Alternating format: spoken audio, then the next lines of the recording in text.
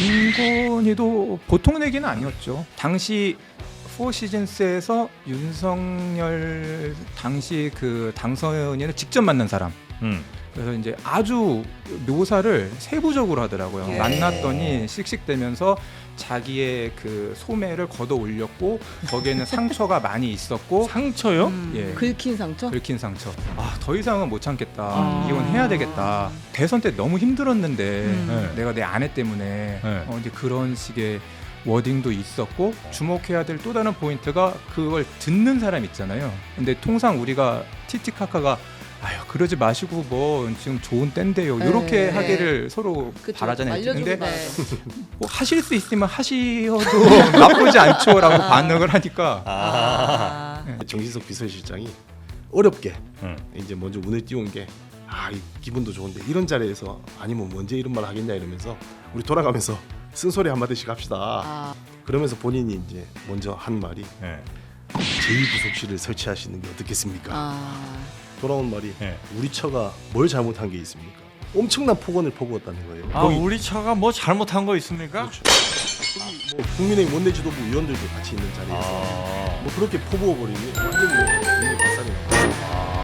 네, 지난 윤석열 정권의 핵심 인물들이 이제 재판을 통해서 하나하나 그 벌을 받고 있는 그런 과정인데 이쯤에서 다시 한번 지난 정권은 과연 어떻게 탄생을 했고 또 어떻게 몰락을 했는지 쭉 한번 차분하게 돌아볼 시간이 필요한 것 같고 마침 그 기획 기사를 잘 정리하고 계신 분들이 계셔서 그분들 모시고 지난 윤석열 정권의 탄생 그리고 몰락 이 이야기들 한번 나눠보도록 하겠습니다. 실록 윤석열 시대라는 책을 함께 쓰고 계신 두 분 모십니다. 김기정 기자 그리고 현일훈 기자 두 분 나오셨습니다. 어서 오십시오. 반갑습니다. 반갑습니다. 불러주셔서 감사해요. 네, 반갑습니다. 우리 중앙일보 두 기자분들이시고 또 우리 최윤경 기자님, 네, 또 신영 안녕하십니까. 기자님도 함께 하십니다. 안녕하십니까. 네 분은 입사 순으로는 누가 제일 먼저신지 네 분은 다 알고 있고 저만 모르고 있는데 그쵸. 네. 일단 최 부장님이 신 기자님보단 선배라는 건 알고 그렇습니다. 있고요. 그렇죠. 예, 그리고 아마 현일훈 기자님 예. 1등인 것 같습니다. 최고 선배, 최고참 그런가요? 네, 맞습니다. 맞아요? 네. 최고참이시고 그리고 김기정 기자님이 신 기자님 1년 선배쯤 될까요? 안타깝게도 제가 안타까운 게 아니에요. 제가 1년 후배입니다. 1년 후배예요. 네. 여기서 제가 지금 막내를 막내입니다. 그래요? 네. 물론 이제 도전을 오래 하셨겠죠. 히트 빨리빨리 됐습니다. 9번 정도 도전하신 거니까. 한 고수. 7.8기 정도로. 근데 진짜 제일 후배인 예, 거예요? 제가 지금 제일 후배입니다. 그래서. 그럼 이게 사석에서 만난 선배님 그래요? 당연하죠. 네. 예, 얼마나 깍듯하게 제가. 그렇습니다. 그래요? 네. 신 기자님 후배가 있으시구나. 네. 알겠습니다. 그럼 몇 년 차신 거죠, 우리 신 기자님이? 제가 2013년 입사했으니까 14년 차 됐네요 이제. 그래요? 네. 네. 아유. 하늘 같은 선배님. 오래되셨다. 자, 지금 이제 실록 윤석열 시대, 그거 이제 기획 기사를 쭉 해 오셨고, 네. 그거 이제 책으로 엮어서 한번 저희한테 소개를 좀 해주신 적이 있고요. 네. 네. 지금 그때 당시에 첫 번째 이제 소개를 해주셨을 때 그때 난리가 났던 파트가 윤석열, 김건희 두 사람이 뭐 이혼 위기 네. 요 얘기가 한번 굉장히 화제가 좀 많이 됐었습니다. 네. 소록도 유배 이야기 이 얘기도 우리가 했었죠. 네. 그 클립 조회수가 30만을 넘었어요. 네. 또 JTBC 채널에서 한 70만 정도 맞습니다. 나와서 그래요? 합의가 그 이야기를? 네, 넘게 나왔습니다. 어, 그래서 욕을 진짜 있는 대로 먹었어요. 누가요? 김기정 기자가요. 왜요? 너 이 새끼도 그때는 왜 안 가만히 쓰고 있었다 이제 와서 이거야. 쓰고 있냐. 그거는 해명 좀 하고 넘어갈까요?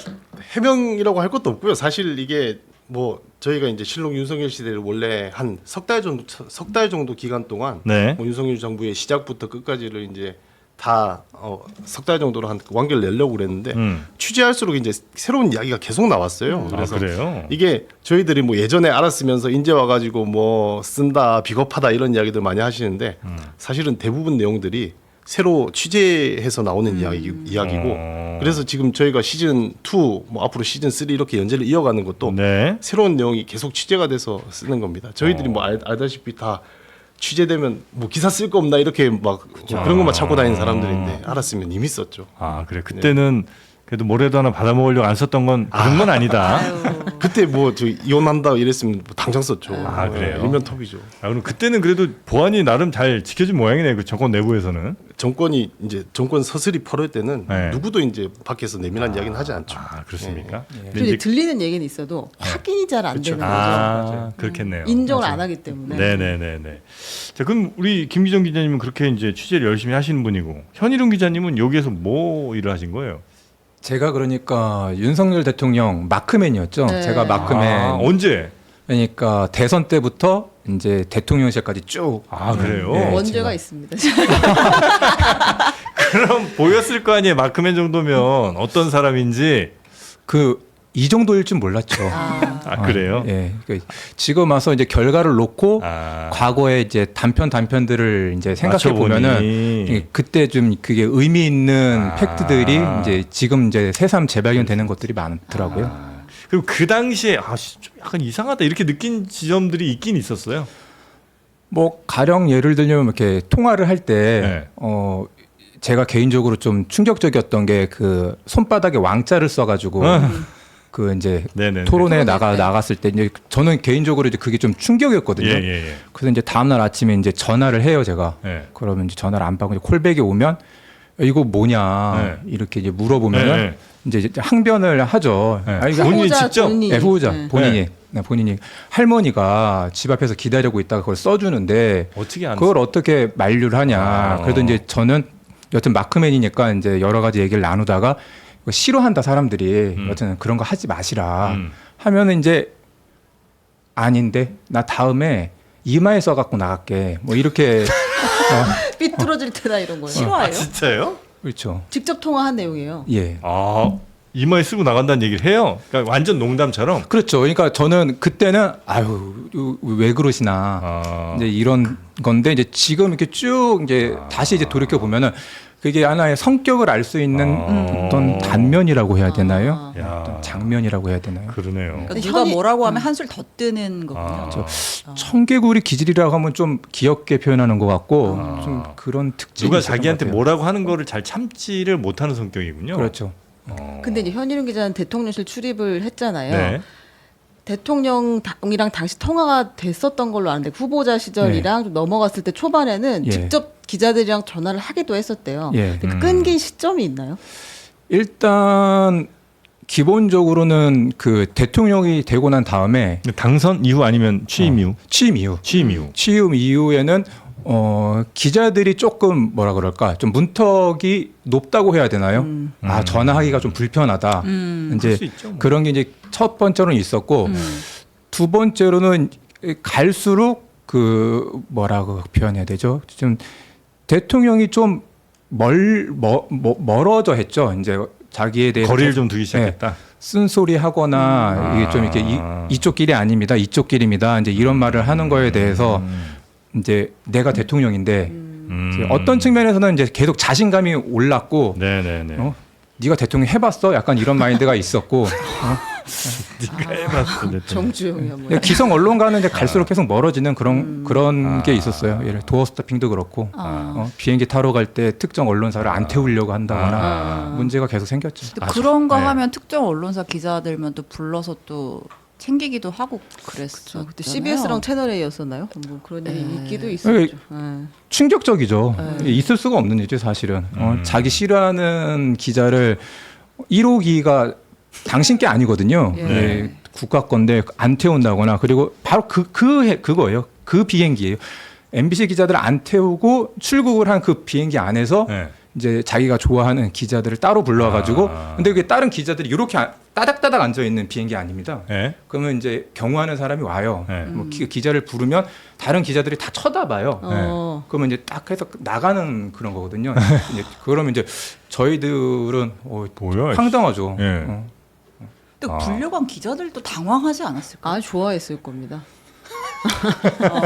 노코멘트 하세요. 네. 네, 알겠습니다. 그러다가 이제 진짜 이 양반 큰일 나겠다 싶은 시점은 언제쯤이었어요? 감이 좀 올 거 아닙니까? 이거는 안 되겠다. 제가 개인적으로 느꼈던 건 집권 초기에 이제 지방선거를 사실상 승리하거든요. 네. 지방선거를 승리할 때까지는 분위기가 좋았는데 이제 도어 스태핑 때 계속 삐걱대기 시작했어요. 이제 말 하나하나가 이제 실언에 가까운 말들이 이어졌고 네네네. 감정을 직접적으로 노출했죠. 나 기분 나빠. 이제 그때는 노출을 하다가 한 번은 당시에 문재인 전 대통령 양산 사저 네. 극보수라고 또 제가 점잖게 표현하는 건데 네. 그런 분들이 거의 쌍욕에 가까운 그 저주에 가까운 말들을 거의 24시간 그 양서 안에서 틀었거든요. 안정권 뭐 이런 사람. 기억납니다. 네. 거기는 할머니 할아버지들이나 아니면 아기들도 다 같이 평온하게 사는 그런 동네였는데 네. 거의 이제 정신병을 토로할 정도로 맞아요. 힘들어하던 시기였거든요. 예. 그런데 이제 용산 핵심 참모가 대통령의 의중을 제가 물으니까 대통령께서 자제했으면 좋겠다라는 게 대통령 뜻이다.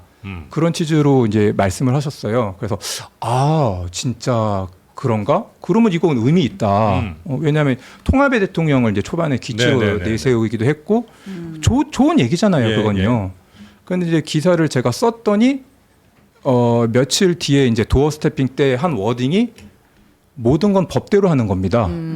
그거 사실상 그런 시위를 독려하는 거거든요. 법에 위반하지 않는 건데 뭐 누가 뭐가 뭐라고 문제예요? 하겠냐? 그게 왜 문제냐라는 식으로 얘기하길래 이거 뭔가 이상한데 이게 내가 아는 대통령 맞나라는 생각을 갖게 됐죠. 네, 알겠습니다. 그럼 하여튼 지금부터는 이제 실록 윤석열 시대 네. 이 책의 내용들 그리고 취재하셨던 내용들을 조금 더 집중적으로 여쭤볼 텐데 일단 12월 3일 12월 3일이 왜 12월 3일인지에 대한 정말 수많은 시나리오, 수많은 가설들이 좀 있었잖아요. 예, 근데 그거는 지금은 좀 밝혀졌습니까? 가능성 가장 높은 이야기가 뭐 좀 정리가 됐습니까? 뭐 취재를 좀 더 깊게 하시면서 나온 게 좀 있습니까? 제가 이야기를 할까요? 네. 이게 사실 다들 뭐 똑같이 궁금했을 것 같은데 왜 하필 또 화요일이었지 않습니까? 그렇죠. 조금 뭐 저희가 생각해도 잘 알지는 못하지만 좀 상식적으로 네. 지역구 의원들이 목요일이나 금요일 밤 정도 되면 이제 다 지역구에 내려가는데 그러면 그때쯤 계엄 선포를 하면 계엄 해제하러 갑자기 올라오지는 못할 거고 그럼 그럼 쉽게 어떻게 보면 성공을 했을 수도 있는데 왜 하필이면 화요일이었을까? 12월 3일이었을까? 네. 여기에 대한 좀 궁금증이 있었는데 실제로 취재를 하다 보니까 그때 뭐 나왔던 말들이 이제 체포 명단 14인 뭐 이렇게 해가지고 이제 윤석열 대통령이 체포 명단 14인을 이제 지목을 해서 그걸 이제 잡으려고 다녔다는 거 아닙니까? 그 네. 사람들은 거기에 좀 비밀이 있는 것 같아요. 그러니까 이제 그 명단들을 살펴보면 지금은 이제 대통령이 된 이재명 대표, 그다음에 우원식 국회의장, 뭐 한동훈 국민의힘 대표, 이하경 국회 부의장 뭐 이런 분들인데 뭐 박찬대 민주당 원내대표 네. 정청래, 김민석 그렇죠. 다 있고 네. 조국 이게 어떻게 보면 계엄 해제 투표를 하게 되면은 아주 결정적으로 역할을 할 사람들이지 않습니까? 예. 민주당 의원들을 이제 다 뭉치게 할 그렇죠. 사람들이고 네. 국민의힘에서는 계엄 해제 세력이 될 수 있는 그런 세력들을 이끌 수 있는 사람이 한동훈 대표고 그래서 이 사람들이 다 국회로 달려올 텐데 그럼 이 사람들을 한꺼번에 잡을 수 있는 시점이 12월 3일이 아니었을까? 왜냐하면 다음 날에 12월 4일 날에 국회에 본회의가 예정돼 있었거든요. 그 최재해 감사원장하고 이창수 네.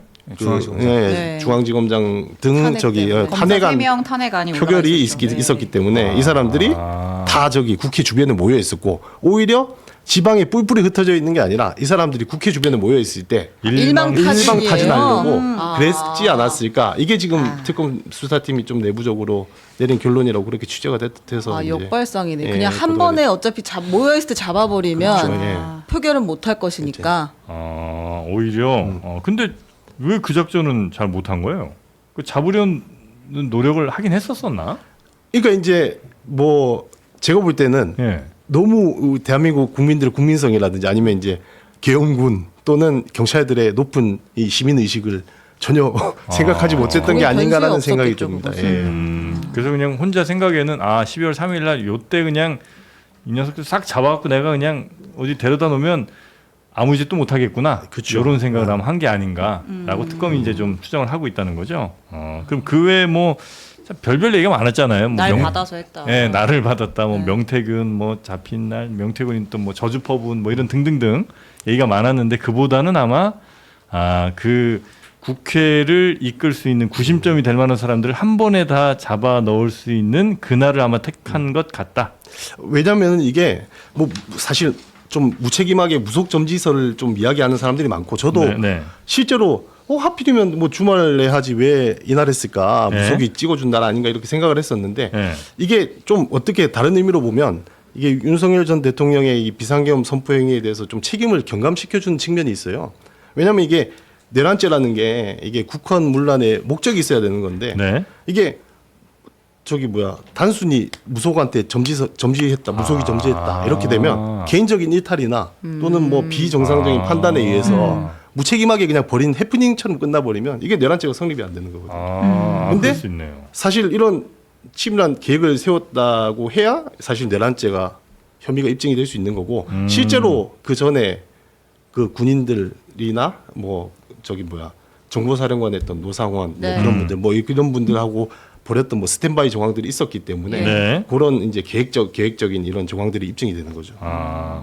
그러면 그 시나리오로 만약에 끼워 맞추면 그 시나리오를 한번 쭉 적용을 해보면 다른 이야기들이 대략 좀 맞아요. 예를 들면 뭐 단전 단수한다 뭐 이런 등등 여러 이제 계획들이 있었잖아요. 그게 그 14명의 체포랑 딱 아기가 잘 들어맞는 그런 이야기예요. 저희가 시나리오를 대충 이제 뭐 취재한 것도 있고 예. 저희들도 이제 나름 이제 정확 취재가 안 된 부분은 나름 이제 추정의 영역으로 이제 이어붙이는 건데 저희들이 생각해 본 시나리오가 제가 좀 정리를 해왔는데 일단은 이제 국회를 봉쇄한 뒤에 네. 비상계엄 선포를 하고 국회를 봉쇄한 뒤에 국회의장과 이제 이하경 부의장 이렇게 이제 포함한 민주당 의원들 네. 그리고 한동훈을 포함한 국민의힘 계엄 해제 동조 세력들 이런 분들을 다 체포를 해서 계엄 해제 가능성을 제거하는 게 이제 아마 첫 번째 목표였을 것이고 예. 그런 다음에 이제 뭐 언론사 단전 다수 등을 통해 가지고 언론 보도를 통제를 했을 것이고 예. 세 번째로 그러면 세 번째로 이제 군중 동원력이 가능성 있는 분들 뭐 김민석, 정청래, 김어준, 김민웅 뭐 이런 분들 다 14인 명단에 들어있지 예. 않았겠습니까? 그런 분들 다 이제 체포해서 체포하고 국민 저항을 좀 방지 또는 약화시키는 게 목적이 있었을 거고 그리고 나서 선관위 관계자들도 체포 대상이 있었잖아요. 예. 그분들을 이제 체포해서 뭐 어떻게 뭐 진술을 듣거나 해서 부정선거 자백을 받아낸 다음에 뭐 총선과 그로 인해서 이제 당선된 국회의원들을 그 선거 결과를 이제 무효화시키고 그런 다음에 이제 비상 입법 기구를 만들어서 입법 부를 장악하고 계엄의 목적을 달성하는 게 이게 최종적인 시나리오가 최종적인 시나리오였지 않겠느냐. 쉽게 얘기하면 할 수 있는 건 다 한 겁니다. 뭐 어설프지 않았어요. 예. 굉장히 치밀했고 네. 본인이 행사할 수 있는 권한 범위 안에서 보안을 유지하는 선에서는 할 수 있는 거 최선을 다한 겁니다. 이게 야, 근데 진짜 물론 이제 본인은 최선을 다했는데 언론사 장악을 단전 단수를 통해 하고 근데 그 얘기는 막 수많은 유튜브 채널이나 이런 건 아예 생각을 못 한 건가? 아니면 이건 있어봐야 별 소용이 없다고 생각을 한 건가요? 아니 이렇게 지금 같은 이 통신 미디어가 발달한 세상에 5개 언론사 장악한다고 이게 예전처럼 그렇게 다 장악이 되질 않을 거 아니에요. 참 어떻게 표현해야 될지는 모르겠는데 이 지금 전체적인 그 흐름이요. 예. 그 보안을 이유로 대통령과 그 소수의 군인들 예. 일이 이렇게 뭐 표현이 그렇지만 작당하는 거거든요. 예. 그 과정이. 김용현과 예. 그러니까 이게 될 줄 아는 거예요. 이제 그런 수준으로 계속 논의가 되는 거예요. 이게 지금 말씀하신 이렇게 정상적인 분이 몇 분이라도 끼어져 있으면 더 치밀하게 했거나 아니면은 그러시면 안 됩니다. 이렇게 되는데 각하 뭐 이렇게 가니까 이제 이런 일이 벌어지는 거죠. 저도 정프로랑 비슷한 맥락이 지금 저는 이 계엄이 터졌을 때 만약에 성공했다고 쳐요. 그 이후까지 플랜을 보통 세웠을 거 아니에요. 일단 목적을 달성해서 14명 잡아들이고 나서 다 했어. 그러고 나면 이제 정상화 수순을 밟는 계획까지도 혹시 이 사람들이 구상을 했었나요? 통제되지 않는 언론을 어떻게 할 건지 아니면 뭐 다시 어떤 걸 계기로 계엄을 해제할 건지 이런 것도 구상을 했었어요. 거기까지는 저희가 취재도 안 된 네. 부분이고 특검 수사팀도 아마 그렇죠. 수사가 안 된 부분인 것 부분이죠. 같은데 왜냐하면 일단 기본적으로 굉장히 시대착오적인 생각을 갖고 있었던 거 같고 이게 정말 눈 앞만 보고 한 거죠. 그러면. 그렇죠. 예.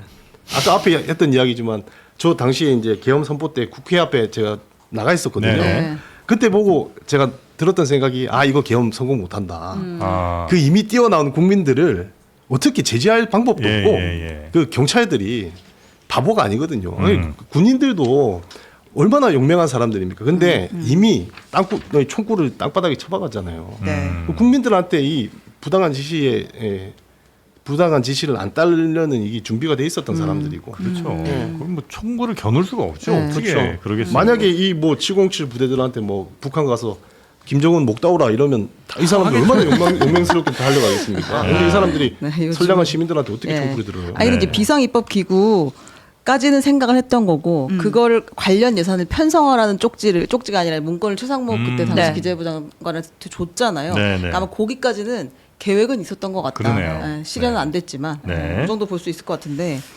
그날 우리의 또 하나 질문이 김건희 씨는 뭐 하고 있었나였잖아요. 일단 저 성형외과인가 어디 갔다 왔잖아요. 네. 네. 예. 직전에 갔다 왔고 예. 왜 그리고- 갔는지 진짜 뭐 했는지는 혹시 얘기가 좀 나오나요? 예, 아마 수면 치료를 받은 걸로 전 알고 있어요. 그날 예. 왜? 그 6시 반부터 9시 반까지인가요? 네. 예, 그 대략 그 정도 시간이었고 제가 알기로는 그런 치료를 정기적으로 받는 걸로 알고 있고요. 아. 예. 그리고 그렇게 받고 관저 돌아와서도 그 정도의 어떤 정신적인 상태가 유지됐습니다. 다시 얘기하자면 좀 이렇게 몽롱한 예. 네, 몽롱 좀 누워 있어야 되는 상태. 예. 이제- 사업하기 잘 안 되는 상태. 네, 상태였고 그래서 조금 이따 더 뭐 부연하겠지만 이제 거기에서 이제 누군가가 이제 와가지고 같이 시청을 하는 이제 그런 이제 과정이 연출되죠. 같이 시청을 한다는 게 계엄 계엄 선포 선포하는 게 장면을 예. 보좌하는 TV로 봤다고요, 누군가. 김건희 씨가. 노트북으로 본 걸로 알고 있는데요. 여튼 네. 예 그렇습니다. 그럼 김건희는 어쨌든 내란 특검의 결론도 김건희는 어쨌든 계엄을 미리 인지하지 못했다라고 본 거잖아요. 예. 진짜 몰랐던 거예요? 저도 너무 너무 궁금한데 궁금한데요. 이거는 뭐 답은 알 수 없는 거죠. 네. 예. 일단 본인은 이제 몰랐다고 주장을 하는 거고. 예. 어. 이게 왜 제가 답답하냐면 그 두 부부를 아주 오래 전부터 또는 깊숙이 아는 사람들은 그렇게 얘기 안 하거든요. 그럴 몰랐을 리가 수가 없다. 없다. 근데 이제 계속 뭐 수사 당국이나 아니면은 그때의 참모들은 몰랐다. 뭐 여러 가지 동선이나 진술들 보면 몰랐다고 하니까 예. 네. 근데 그냥 우리가 전해 듣기로는 김건희 씨의 뭐 세력 혹은 김건희 씨를 따르는 사람들이 그 용산 대통령실 내에도 꽤 있는 걸로 그렇죠. 알고 있어서 모르게 할 수 있나? 근데 그게 이제 그 특검도 그렇게 결론을 내린 이유가 김건희가 몰랐다고 결론을 내린 이유가 예. 이제 그런 정황들이 있는 거예요. 몰랐다고 볼만한 정황들이 있는데 아까 말했다시피 그 황종호 행정관이라고 네. 예. 그 윤석열 대통령을 이제 삼촌이라고 부르고 김건희 씨를 작은 엄마라고 불렀던 그런 네네네. 사람인데 고향 예. 친구의 아들인가? 그렇죠. 예. 그만큼 아니죠. 강릉의 황 사장 황 회장 아들. 아들. 예, 예. 그 관절을 이제 마음대로 드나들 수 있었던 사람 중에 한 명이고 예. 얼마나 실세인지를 보려면 이제 계엄 선포 직전에 그 심야 대국민 담화가 이제 예고가 되니까 대통령이 심야에 대국민 담화한다니까 얼마나 사람들이 궁금하겠습니까? 그러니까 이제 다들 무슨 일인지 알아보려고 했는데 그때 당시에 그 황종호의 전화가 폭증을 합니다. 이게. 아. 통화 기록을 다 떼봤을 거 아닙니까? 네. 황종호의 전화가 불이 났다는 거예요. 아, 그러니까 급하게 이제- 막 여기저기로 전화했군요. 그렇죠. 그러니까 이제 특검에서는 처음에 황종호가 이 지령을 전파하려고 이 황종호한테 전화가 몰린 게 아니냐라고 특검은 추측을 하고 황종호에 대한 엄청난 강도 높은 조사를 벌였다고 그러더라고요. 네. 근데 이제 황종호 씨가 조사를 받아서 진술하는 부분을 보니 이게 정반대의 상황이었던 거예요. 다들 황종호한테 어떻게 뭔 됐냐 상황이냐. 이렇게 물어보니 자기도 모르니까 답답하니까 네. 관절을 찾아갔던 겁니다. 관절을 가서 이제 김건희 씨가 있고 그래서 이제 김건희 씨랑 같이 그 아까 말했다시피 노트북. 비상계엄 노트북으로. 선포하는 걸 같이 봤다는 거예요. 작은 엄마 이게 무슨 일이야? 그래요? 그러니까 이제 황종을 얼마나 뭐 압박을 하고 뭐 수사를 열심히 하셨겠습니까? 그런데 네. 특검에서도 발견 최종적인 찾지. 결론은 정말 몰랐을 것 같다. 예. 그게 이제 특검의 결론이고. 그렇죠. 예. 그러면 그 왜 김건희 씨가 막 엄청 화를 냈다고 너 때문에 다 망쳤다 뭐 이 얘기가 있었잖아요. 그게 이제 그러면 그 선포하고 나서 직후에 한 얘기예요? 언제쯤 한 얘기입니까? 그 이야기는 예. 그 이야기는 추후에 했던 이야기고 그날 새벽에 이제 윤석열 대통령이 계엄 예. 해제까지 끝나고 귀가했을 때는 예. 너 때문에 다 망쳤다 이런 워딩은 아니고 대신에 어떻게 이럴 수가 있냐 김건희 씨가 윤석열한테 윤석열 대통령한테 그렇게 이야기를 했다는 거예요. 그 상황도 황정호 행정관이 다 목격을 했다고 진술했어요. 어떻게 이럴 수가 있냐? 네. 나한테 말도 안 하고 이런 큰 일을 너 혼자 했어 이런 취지예요? 그렇죠. 어. 뭐 그럴 수도 있고 저는 좀 다르게 해석하는 게 아마 저는 김건희 씨가 이걸 알았더라면 저는 오히려 계엄을 하지 않았을 거라는 생각도 하거든요. 네. 그거는 안 된다는 거 정도의 생각은 김건희는 했을 것이다. 뭐 선배 모르지만. 너무 잘 아시겠지만 취재를 하다 보면 정부 감각은 오히려 김건희 씨가 나았다는 네. 그런 이야기가 아주 많습니다. 네. 그런 걸 좀 우리가 알 수 있는 사례 같은 거 혹시 하나 있습니까? 김건희가 그래도 훨씬 낫더라. 그 뭐 가령 예를 들면 예. 대선 후보 때 이른바 뭐 전두환 찬양 네. 발언 뭐 그런 걸 한번 해요.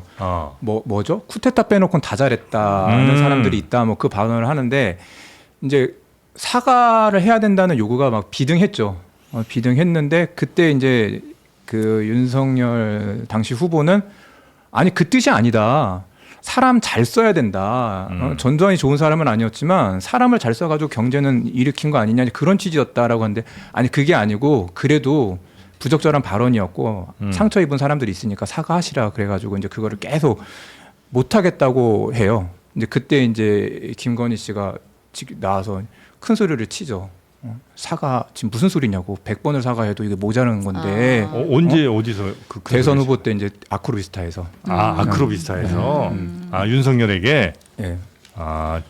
그래요. 지금 100번을 사과해도 모자란 상황인데 뭐 하고 있냐고 빨리 가서 사과해라. 예. 말인즉슨 그렇게 대통령이 이제 후보 시절에 참모들과 회의를 할 때 김건희는 늘 동석을 했다는 거죠. 자리에 앉아서 그렇게도 가만히 볼수 듣고 있다가 확 껴들어가지고. 그런 경우도 많죠. 허다하죠. 그러면 이렇게 김건희 만약에 이제 배제가 됐다는 그러니까 특검 결과를 받아들여서 만약에 배제가 됐다면 윤석열은 이 비상계엄을 그래도 온전하게 하려면 김건희한테 얘기하면 안 되겠다는 판단을 한 거예요? 아니면 그 사람한테까지 피해가 만들 것 같다 이제 이런 판단이었던 거예요? 제가 조금 설명을 드리자면은 네. 그 김건희는 그 특징이 뭐냐면요. 어떠한 의사 결정을 하기 전에 전화를 상당히 많이 돌립니다. 그리고 그 전화를 돌리는 그 수준이요. 어떻게 표현해야 될까요? 그냥 장삼이사한테 다 돌립니다. 그 분야의 민심 정치. 예, 그 최고의 전문가한테 꼭 그렇게 탁 묻는 게 아니고 뭐 관상가한테도 전화 걸고 생각나면 그냥 전화해요. 여기서 반인 친한 뭐 쭉 많이 돌려요 전화를. 예. 많이 돌려가지고 그리고 이제 그 전원을 이제 윤석열 뭐 후보나 대통령에게 그 교수님은 이렇게 말씀하시고 그분은 이렇게 말씀하시고 다 그걸 구구절절히 얘기하는 스타일이에요. 그래서 요지인즉슨 보안이 상당히 셀 여지가 큽니다. 만약 김건희 씨가 이렇게 함께했다면 그 계엄 전 한 열흘 동안은 계속 전화가 불나게 돌아갔겠네요. 뭔가 큰 일을 도모하기 좀 힘드네. 그럼 김건희 씨랑은. 근데 아까 후자로 말씀하셨던 부분 있잖아요. 예. 그것도 아예 배제는 안 해요. 저는. 그래요. 예. 진짜 사랑이 지극하긴 했던 거예요? 아예 배제는 못 하겠습니다. 그래요. 네. 어떻게 또 그렇게 그럴 수가 있나? 근데 이 두 사람이 뭐 이혼 위기까지 갔다고. 그래서 뭐 윤석열 씨가 그때 뭐 무슨 호텔 서울에 있는 뭐 호텔에 나와서 뭐 거의 별거 비슷하게 하려고 했었다는 얘기도 있지 않았습니까? 예, 광화문에 있는 포시즌스 호텔이라는 데 있었고 저희가 그게 언제 시기가? 시기가 인수위 때예요. 네. 4월달. 네. 2022년 4월달. 네. 인수위. 왜 나온 거예요? 이게 그것까지는 명확하게 그 취재가 안 되는데 일단 저희가 이거를 쓰게 된 계기는 당시 포시즌스에서 윤석열 당시 그 당선인을 직접 만난 사람. 그래서 이제 아주 묘사를 세부적으로 하더라고요. 예. 만났더니 씩씩대면서 자기의 그 소매를 걷어 올렸고 거기에는 상처가 많이 있었고 상처요? 예. 긁힌 상처? 긁힌 상처. 손톱으로? 이게 다 지금 돈 주고 보셔야 되는 아, 이거 가만히 계세요. 여기 냄새 피우다 적당히 끊어. 네. 그래서 상처가 있었고. 그래서 이제 그 워딩이 네. 더 이상은 못 참겠다. 이혼해야 되겠다. 이혼해야 되겠다. 네, 그렇게 이제 말을 했고 당선인 시절에. 네. 오. 그래- 그 전에도 쌓인 게 좀 많이 있었나 보네요, 그죠? 그러면서 설명했던 게 대선 때 너무 힘들었는데 네. 내가 내 아내 때문에 네. 이제 그런 식의 워딩도 있었고 근데 여기서 주목해야 될 또 다른 포인트가 그걸 듣는 사람 있잖아요. 근데 통상 우리가 티티카카가 아유 그러지 마시고 뭐 지금 좋은 때인데요. 이렇게 네. 하기를 서로 그쵸. 바라잖아요. 알려주고 근데 말아서. 뭐 하실 수 있으면 하시어도 나쁘지 않죠라고 반응을 하니까 주변 사람도 워낙 이제 리스크 덩어리라고 이제 생각들을 아마 주변 분들도 하셨던 모양이네요. 네. 근데 이제 김건희 때문에 힘들었다 대선 내내 그 말은 본인과 생각이 달라서예요? 아니면 권력을 좀 더 쥐려고 해서예요? 정확한 건 모르겠는데 제가 그래도 마크맨으로서 돌이켜 보면은 대선 때 예를 들면은 뭐 7시간 녹취록이라든지 네. 그밖에 뭐 허위 경력 이슈라든지 네.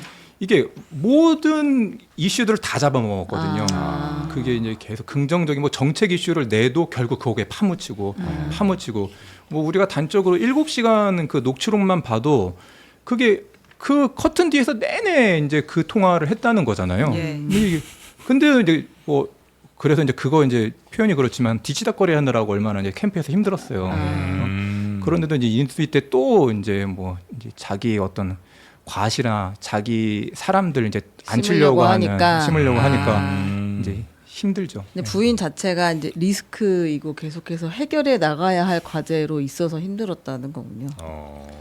그 포시즌스 호텔은 제가 하나만 좀 네. 질문을 하면 이게 원래 포시즌스 호텔에 머물렀던 거는 계속 머무르긴 했어요. 근데 이게 자문이나 숙박을 했던 건 아니고 네. 이게 일종의 안가였던 거죠. 인수위가 통일동에 있으니까. 네. 근데 이제 인사 관련이나 민감한 보안 관련 사항은 근처에 있는 포시즌스 호텔 집무실에서 이제 처리를 했었던 건데 네. 이때는 이제 거기서 외박까지 한 거죠. 집에는 안 들어가고. 그렇죠. 부부 싸움을 하고 그랬던 이야기. 근데 그 결말은 어떻게 됐습니까? 뭐저 꿇고 들어가나요, 행복하게 다시? 취임식 날 같이 두 분이서 예. 그래요? 그러니까 주변에서 이혼 그러시죠 하시죠 했는데 결국은 이제 윤석열이 결국 또 져주고 이제 들어간 거예요. 말려주길 바라지 않았을까요? 아. 내가 이 정도까지 했다. 뭐 측근들한테도 그런 좀 뭐 그런 거일 수도 있고. 아니 김건희 씨는 그 윤석열과 함께 약간의 공동 정부 같은 생각을 했던 거는 맞아요? 우리 그 시리즈 중에 그 아마 현윤호 선배가 저기 취재했던 에피소드 같은데 그런 부분이 있어요. 이제 윤석열 대통령이 취임하고 나서 직후에 대통령실에 이제 고위 관계자가 대통령한테 이제 보고해야 될 중요한 사안이 있어가지고 보고서를 올렸는데 보고를 하고 나서 이제 돌아왔더니 여사 라인 인사가 전화가 왔다는 거예요. 네. 이분이 아주 고위 관계자인데 뭐 직급은 훨씬 낮았겠죠. 근데 여사 라인 인사가 전화가 와서 대통령한테 보고서를 올리셨다면서요? 이렇게 물어봐서 올렸다. 그러니 왜 보고서를 한 부만 만드셨어요? 응? 그러면서 앞으로는 너 두 부를 만들어 주셨으면 좋겠다. 그러면서 한다는 말이 이제 태양이 두 개인 거 모르셨습니까? 그런 말을 했다는 거예요. 근데 이게 일단 첫 번째는 자기가 보고하고 나온 걸 이 사람이 어떻게 알았을 거며 두 번째는 대통령한테만 당연히 보고해야지. 그럼 대통령 말고 누구한테 보고해? 말이 안 되는 거잖아요. 여기서 잠깐 그 첨언을 하자면 여기서 잠깐 첨언이 대체로 재밌네요. 저희가 멀리 갈 필요가 없는 게요. 네. 김건희가 명태균한테 맞아요. 이런 말을 합니다. 저기 선생님, 저희 사실은요, 공천이랑 인사권 50대 50 하기로 이미 네. 약속했어요. 맞아요. 그 얘기를 직접 합니다. 네. 근데 진짜 그랬을까? 뭐 그런 정황들이 있잖아요. 사람을 많이 밀어 넣었고. 어떻게 50대 50 생각을 하지? 그 윤석열 대통령이 후보 시절부터 여러 차례 했던 워딩 중에 하나가 네. 패밀리 비즈니스라는 맞아요. 말을 하거든요. 제가 아는 사람은 갑자기 국민의힘에 어느 날 기습 입당을 해요. 심지어 당 대표랑 뭐 고위 관계자들이 당이 없을 때, 기습 입당. 예, 금요일로 기억을 하는데 예. 금요일 오후에 갑자기 당에 들어옵니다. 그래서 아마 장제원 의원이나 뭐 권영세 의원이나 권영세 의원도 없었나? 권영세 있었어요. 있었습니까? 이재영이 위원장이었어요. 그 정도 있었는데 갑자기 들어와요. 그래서 네. 이제 압수수색하듯이 입당을 하거든요. 그런데 이제 그때 이제 통화하는 인사가 아니 이게 당 대표랑 이리저리 뭐 이렇게 여튼 얘기하고 들어오셔야 이제 그랬더니 어차피 선거는 패밀리 비즈니스야. 이 얘기를 했다고 하더라고요. 다시 얘기하자면 예. 아내랑 다 얘기했어. 오늘 들어오는 걸로 이제 그렇게 해석이 되잖아요. 예. 근데 그게 그 하나의 케이스가 아니거든요. 주요 국면 민감하거나 깊이 숙고해야 될 때는 패밀리 비즈니스라는 말을 했습니다. 아니 지금 이 말이 그 윤석열 입당 당시를 얘기하시는 거죠? 이준석 없을 때 윤석열 입당했다 이 얘기. 기습 입당. 패밀리 압수수색하듯이 비즈니스는 입당했던 말이 너무 웃기네. 예전에 제가 저번에 출연했을 때 김건희한테 이제 김건희 리스크 해결을 위해서 이제 여러 방안을 조언했던 참모가 날라갔다고 했잖아요. 그 참모가 이제 김건희 처가 리스크를 해결하기 위해서 나한테 다 오픈을 해달라 그렇게 이야기를 하니 그 다른 사람인데 그 윤석열 대통령이 그 사람한테도 대선은 패밀리 비즈니스라는 말을 했다는 거예요. 그 패밀리 비즈니스는 그러니까 온 가족이 다 열심히 선거 운동해서 이제 누가 하나 당선될 수 있다는 그런 정도가 아니고 이제 당선이 되면 온 가족이 다 같이 그 정권을 운영을 해야 된다 이런 의미의 패밀리 비즈니스라는 거예요. 그러면 그런 차원으로 좀 이해가 되죠. 예. 근데 당선될 때까지는 진짜 100번 양보해서 그럴 수 있다 치고 어쨌든 당선에 김건희 공도 있다고 본인은 생각했을지 모르겠는데 그 이후에 대통령 취임하고 나서 불거졌던 인사 전횡이나 뭐 갑자기 보고서를 2개 만들어 온다고 한다든지 내가 이렇게 얘기했는데 저쪽에서 얘기해서 뒤집힌다든지 이런 일들이 벌어지면 어쨌든 윤석열도 대통령인데 대통령 입장에서 그런 인사 전횡을 하는 김건희는 약간 뭐 정치적 경쟁자, 뭐 한동훈이나 이런 사람처럼 느껴질 수도 있는 상황 아니었어요? 그 정도까지 간? 대통령실 출입했던 그 말씀하셨던 대로 기본적으로 윤석열이 대통령이 되는 과정에 김건희가 중요한 역할을 했다고 둘 다 그렇게 생각을 했다고 보여져요. 윤석열, 김건희 둘 다. 둘 다. 김건희도 내가 핵심 공을 세웠고 그거를 대통령도 그런 얘기 실제로 많이 했어요. 내가 내 부인 아니었으면 어려웠는데 부인 덕분에 대통령 됐다라고 얘기하는데 그게 이제 덕담 수준이 아니었고 그리고 여기에는 이제 둘 간의 그 캐릭터 그리고 또 특수한 어떤 그런 관계 뭐 가령 예를 들면 어떤 뭐 무속 이슈가 또 개입될 수도 있고 등등 그래서 단순히 상식적인 선에서만 이렇게 그 바라보고 해석하기에는 좀 어려운 부분이 있고 김건희도 보통 내기는 아니었죠. 알고 있는 윤석열은 김건희에게 매우 의지를 많이 했어요. 여러 뭐 사안이나 여러 선택의 기로에서 그랬던 것 같아요. 네. 그럼 요 얘기를 한번 해볼까 봐요. 그러니까 윤석열 주변에 있던 사람들이 김건희라는 이름을 올리는 순간 다 추풍 낙엽처럼 날아갔다는 거 아니에요. 가장 대표적인 에피소드가 정진석 비서실장 파티 분위기에 찬물을 끼얹었다. 이게 어떤 내용인가요? 그게 제가 썼던 기사인데 이게 2024년 3년인가요? 24년이죠. 초선 뒤에니까 7월 달인데 이제 체코 원전 수주했다는 이제 소식이 들리니까 엄청난 경사지 않습니까? 윤석열 정부에서 이제 어쨌든 원전을 다시 활성화하겠다고 했고 그 성과로 실적이 나온 건데 그러니까 이제 정진석 비서실장이 여의도에서 다른 국민의힘 원내 지도부하고 이제 저녁을 하고 있다가 대통령 적적하신데 같이 관저에 가서 같이 축가했으면 좋겠다 이러고 같이 이제 끌고 관저로 갔다는 거예요. 그래서 이제 이렇게 둘러 앉아서 그 대형 스크린을 내려가지고 그 이제 속보 발표 그 화면만 딱 띄워놓고 기다리고 있었대요. 그래서 이제 그 수주를 했습니다 이렇게 속보가 나오니까 대통령이 이제 술상을 탁 내리치면서 뭐 엄청나게 좋아했다고 합니다. 그러니까 이제 분위기가 뭐 아주 축제 분위기가 됐습니다. 달아올랐어. 좋아할만 하죠. 술도 뭐 폭탄주가 여러 수배 돌았을 거고 그런 상황에서 이제 정진석 비서실장이 어렵게 이제 먼저 운을 띄운 게 이 기분도 좋은데 이런 자리에서 아니면 먼저 이런 말 하겠냐 이러면서 우리 돌아가면서 쓴소리 한마디씩 합시다. 쓴소리 한마디씩 합시다. 야자타임급의 어떻게 보면 이제 눈치가 없는 걸 수도 있고 뭐 아니면 용기를 낸 거죠. 용기를 낸 거죠. 근데 그러면서 본인이 이제 먼저 한 말이 예. 제2부속실을 설치하시는 게 어떻겠습니까? 그 분위기 좋을 때. 정말 할 말을 네, 근데 진짜 해야 될 말을 해야 될 하네요. 말이죠. 네. 근데 언제 해야 될지 그것만 살피고 아. 있다가 정진석 비서실장 입장에서는 지금이 기회다라고 생각을 했지 않겠습니까? 그래서 네. 했는데 돌아온 말이 갑자기 이제 완전 뭐 정색을 하는 거죠. 분위기 싸해졌구나. 네. 돌아온 말이 네. 우리 처가 뭘 잘못한 게 있습니까? 그러면서 이제 뭐 엄청난 폭언을 퍼부었다는 거예요. 우리 처가 뭐 잘못한 거 있습니까? 그렇죠. 이렇게. 네. 거기 뭐 국민의힘 원내지도부 위원들도 같이 있는 자리에서 뭐 그렇게 퍼부어 버리니 완전 뭐 분위기가 박살이 나고 그래요. 와. 공개적으로 그러니까 단둘이 있을 때 얘기도 아니고 공개적으로 그렇게 하면 다른 사람들은 아예 말도 못 꺼내겠네요, 이제. 그런 것들이 뭐 한두 번이 아니었으니까 정진석 실장도 그때 뭐 기분 좋을 때를 맞춰서 이야기를 꺼냈을 텐데 네. 그런 일이 반복되고 그런 것들이 뭐 말이 전해지고 하면서 이제 아무도 그런 말을 꺼낼 용기를 못 갖지 않았겠습니까? 그렇게 비극이죠. 정진석 비서실장이 쓰러져가고 그 앞서서 윤 핵관들이 이제 하나씩 사실은 그 철옹성처럼 보위하고 있다가 하나씩 떨어져 나가잖아요. 그 어떤 계기로 인해서 초반에 제일 실세였다고 하는 사람 장제원 그 누구죠? 전 의원. 전 의원이었는데 이 어떻게 된 건가요, 이분?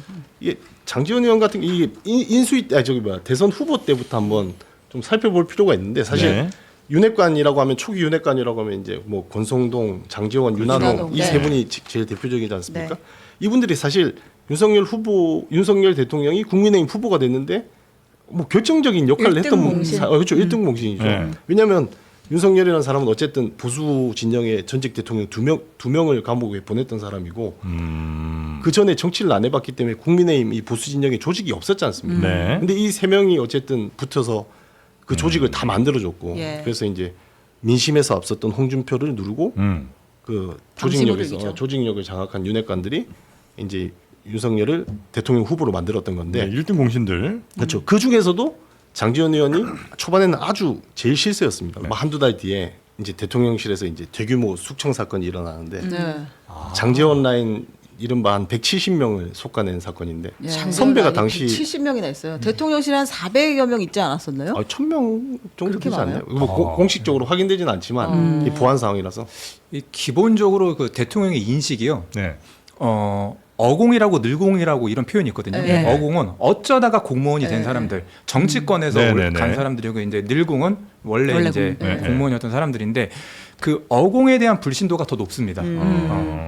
얘네들은 뭐 그러니까 정치권에 대한 불신도 높은데 그래서 뭐 기본적으로는 이렇게 그 어공에 대한 불신이 높은 상황에서 원래 사람이라는 게 뭐가 어떻게 굴러가도 잘 굴러가고 뭔가 지지율도 높고 뭐 하는 게 다 잘 되면 다 넉넉해지거든요. 사람 마음이란 게. 근데 이게 계속 빠져 뭐가 지지율도 빠지고 뭐 운동선수는 경기 뭐 스코어 안 본다고 하는데 사실은 그거 엄청 신경 썼거든요. 전광판은 엄청 봅니다. 전광판 엄청 신경 썼는데 네, 이제 지지율이 계속 하면 이게 원인이 뭐야? 왜 이렇게 뭐 이렇게 안 되는 거야? 우리는 하는 것마다 이렇게 되니까 용산 내부가 잘 안 굴러갑니다. 이게 뭐야? 한번 알아봐봐 원인을. 이제 보완하고 알아보다 보니까 뭐 이렇게 자기네들끼리 SNS나 뭐 이런 거, 뭐 카카오톡이나 텔레그램 파가지고 정보 공유하고 그 일부를 또 장제원 의원한테 넘기고 이제 이런 게 발견되니까 자기네들이라는 게 장제원이 심은 그렇죠. 사람 그렇죠. 170명이 추천한 사람. 추천한 사람이 그 네. 자기들끼리만 그렇죠. 텔레방을. 그렇죠. 장제원 라인 그렇죠. 텔레방이 있어. 대통령실 내부에서 있었던 일들을 각 부서에 있는 사람들이 계속 공유를 하는 거예요. 공유하고 보고하고. 장제원한테 보고하고. 열받을만 하네. 그렇죠. 그래서 이제 처음에 알아볼 때뭐 50명대, 100명대 뭐 그런 식으로 이제 추정하고 시작을 했는데 네. 나중에 이제 규모가 그거보다 더 큰 거 보고 야, 이 정도였어? 야, 니들 뭐 하고 있었어? 너희들 나한테 충성하는 놈들 맞아? 이렇게까지 간 거죠. 진짜 극대노를 했구나 그때. 네, 극대노를 했죠. 근데 이게 예. 좀 선후 관계가 좀 달리 해석하는 시각들도 있는데 예. 이게 이제 감찰을 해서 알고 보니 장제원 라인들이 전횡을 일삼고 있더라. 예. 그래서 이제 대규모 숙청을 했다는 해석이 있는 반면에 장제원 세력이 너무 비호가 커지는 것 같으니 장제원 세력을 쳐내기 위해서 쳐내려고 일부러 이런 작업을 감찰을 했다. 했다. 그 당시에 이제 김건희 씨도 장제원을 굉장히 저기 견제했죠. 눈엣가시로 생각을 하고 있었고 그거는 되게 예뻐하지 않았어요? 초반엔 그렇죠. 근데 초반에는 그 얘기 한번 했잖아요. 이상희 실종 사건 때. 그 자기가 밀어넣는 인사를 장재원이 쳐내니까 커트하니까. 김건희 대노해가지고 서로 서로 몰랐을 거예요. 김건희 씨는 장재원 의원이 자기들이 부리는 수화라고 생각을 했을 거예요. 장재원 의원은 자기가 실권을 가진 실세라고 생각했을 거고, 그냥 김건희 씨는 영부인인데 이 생각을 했을 거예요.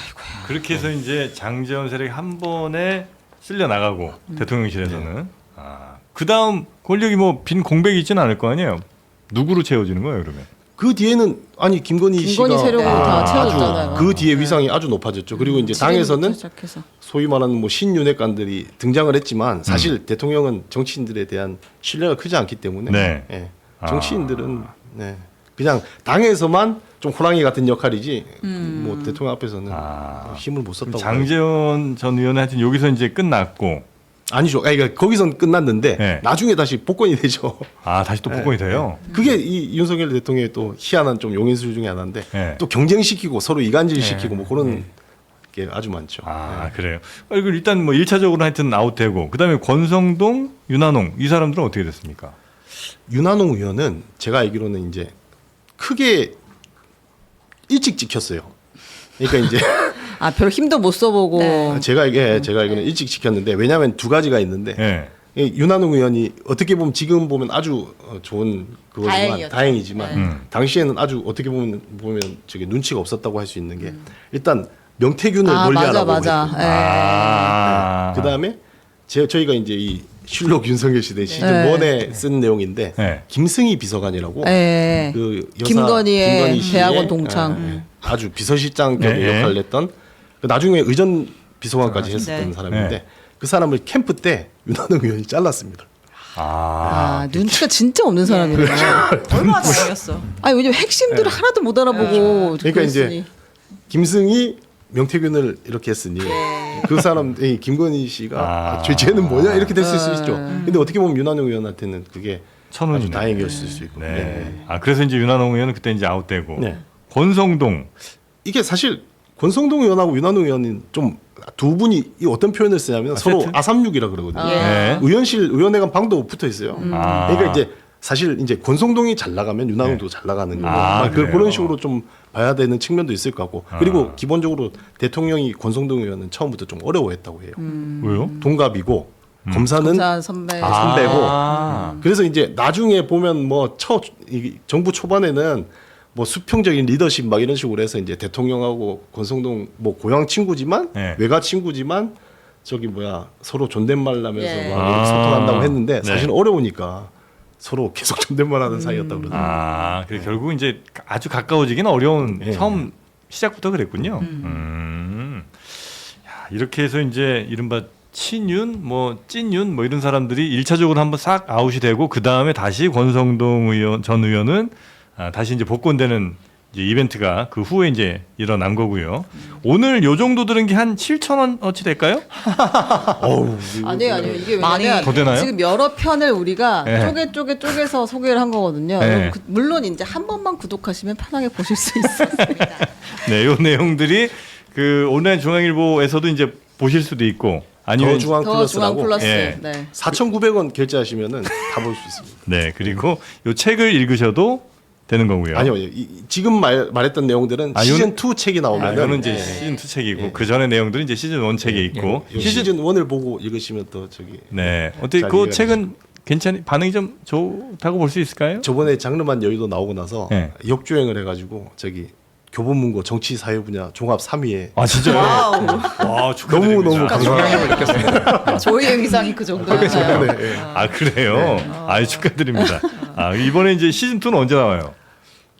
그거는 연재가 끝나야 되는데. 연재 끝나고 나오네요. 근데 여러분 이제 중앙일보가 지면에도 그거 쓰고 온라인에도 조금 써요. 근데 읽다 보시면 구독을 안 할 수 없게 기가 막히게 쳐냅니다. 독자 입장에서는 약간 짜증은 납니다. 네, 짜증 나죠. 근데 바로 불길한 그냥 예감이 뇌리를 스쳤다. 이후 컨텐츠는 그러니까 만찬 분위기는 삽시간에 박살났다 이렇게. 그렇죠. 팔이 분명히 긁혔는데 왜 긁힌지는 돈을 내야 나오니까. 하여튼 오늘도 굉장히 아마 많은 분들이 보실 텐데 하여튼 이렇게라도 지난 날을 한번 정리는 해야 될 필요가 분명히 좀 있는 것 같고요. 뭐 우리가 좀 웃으면서 했습니다만 우리 또 정치 역사에 또 우리 현대사에 또 한 어두운 페이지가 이렇게 하나하나 정리가 좀 되고 있는 것 같습니다. 자, 오늘 혹시 뭐 못다 하신 말씀 있을까요, 두 분? 요 정도면 됐을까요?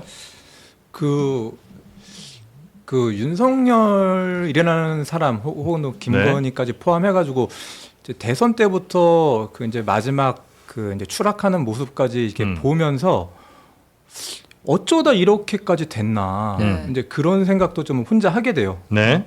시작이 그렇진 않았거든요. 예. 그래서 이게 그 어느 순간부터 좀 약간 좀 왕이 됐던 것 같아요. 그러니까 주변의 쓴소리, 특히 언론의 쓴소리, 참모들의 쓴소리를 듣기 거북스러워하고 스스로 이제 고립돼 가고 또 이제 좋아하는 말만 하는 또 그 이제 그 참모들이 주변을 둘러싸고 그러면서 이제 판단들이 그릇되고 네네. 결국 그렇게 나락으로 가는 건데 이게 저희가 그냥 윤석열 정부를 한번 이렇게 그 라운딩업을 하는 건데 동시에 좀 이렇게 메시지도 전해주고 싶은 그런 욕심도 있었어요. 어느 권력이든 이 유사한 패턴으로 갈 수 있다. 그러니까 늘 스스로도 긴장하고 네. 이게 5년 빌려받은 그 권력이잖아요. 열심히 일하라고. 그래서 그거를 잘 명심하고 했으면 좋겠다라는 그런 생각도 좀 해봤습니다. 네. 이건 근데 사실 역사에서도 우리가 참 많이 봤던 그림인 것 같은데. 그렇죠. 근데 이 정부에서는 네. 진짜 무슨 정책을 가지고 찬반이 갈려서 부딪히고 그랬던 건 없어요. 윤석열 정부에서 아, 그러니까 맨 나오는 있잖아요. 갈등이 의대정원. 의대정원 하나 있는 것 같고 그 아니요, 예를 그거- 들면은 외교안보 이슈에 있어가지고는 그래도 좀 평가할 만한 영역이 한미일 혹은 한일 그 동맹 관계 강화? 정상화 네. 뭐 이런 이슈들을 나중에 한번 짚어볼만 하고요. 네. 또 윤석열 정부 참모들 사이에서는 이제 임기 첫해 그 노동개혁 이슈 노동개혁. 그 이슈 통해 가지고 그래도 뭐 평가가 갈리긴 하지만 추투 이런 그런 어떤 그 고질적인 뭐 그런 문제에 대해서 뭐 그런 부분도 나름 그 윤석열 정부 참모들은 평가를 하는 영역이기도 하고 의대 이슈도 일단 뭐 결과와 과정은 부족한 부분이 많았지만 그 의도 자체는 또 그 영역에서는 평가할 부분이 있었다고 네. 보여지기도 해요. 하여튼 뭐 이 취재 계속 아마 하실 텐데 하다가 좀 비는 부분은 어떻게 뭐 면회라도 가서 좀 채우셔야 될까요? 그건 좀 어렵나? 아니 면회 갈 일이 더 많아질 것 같아요. 많은 분들이 다 안에 계시기도 하고 당시 정책 결정자들이 안에 계시고 하니까. 네. 제가 취재하면서 느끼는 점이요. 이런 말들을 저한테 막 해주시더라고요. 사실은 내가 그 텔레 그 저장한 거 많고 통화 저장한 거 많은데 지금 그냥 참고 있다고 말씀해 주신 분들이 제가 생각한 것보다 꽤 많았어요. 아, 제보하시는 분들 가운데. 네. 그래서 그 분들의 얘기를 듣고 이 그 두 사람이 꽤 많은 흔적들을 남기고 들어간 상태구나. 그리고 이제 아직도 뭔가 해줄 그 역사의 증언자들이 주변에 많이 있구나. 그런 생각이 들더라고요. 네네. 야, 이거 망치는데 한 3년 반 걸렸는데 이거 제대로 정리하고 좀 밝히는 것도 한 3년 반은 걸릴 것 같은 느낌이 얼핏 좀 듭니다. 알겠습니다. 오늘은 실록 윤석열 시대 공동 저자이신 현일훈 기자 그리고 김기정 중앙일보 기자 두 분 모셔서 이야기 좀 나눠봤고요. 설에 그래도 또 이렇게 함께 해주셔서 대단히 감사하고 감사합니다. 새해 복 많이 받으시고 새해 복 많이 받으십시오. 시즌 2 책 나오는 것도 많이 좀 기대를 하겠습니다. 시즌 2 나오기 전까지는 저 원 책 사야죠. 예, 좀 다시 한번 예, 절찬리에 네. 자, 실록 윤석열 시대입니다. 자, 그러면 저희는 오늘 여기서 인사드리고 내일 오전 11시에 다시 여러분 찾아뵙도록 하죠. 함께해 주신 여러분 대단히 고맙습니다. 수고 많으셨습니다. 감사합니다. 네, 고맙습니다. 제자리에서 신념을 지킬 뿐이다. 쓸모없는 짓을 벌이는군.